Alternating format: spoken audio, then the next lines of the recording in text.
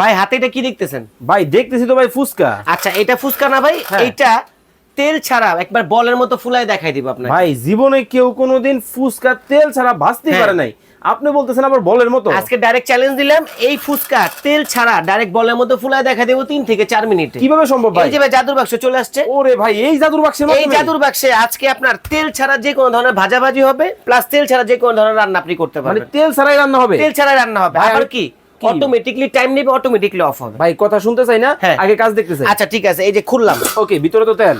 কই তেল?